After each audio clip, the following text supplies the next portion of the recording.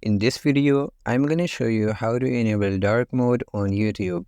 You don't need any extension for this. I'm going to show you in simple way how you can do this. First of all, you're going to open YouTube on your computer. Once you have done that, if you see at the upper right side of your screen, you will be able to see here your profile icon. Once you click on that, you will be able to see here a drop-down menu. If you see in the drop-down menu, you will be able to see here the section appearance. So you're going to click on that.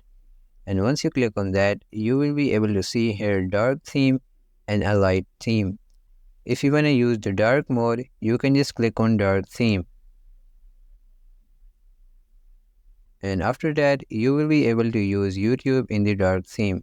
If you want to change this to light theme again you can just click on your profile icon, click on appearance, and this time click on light theme.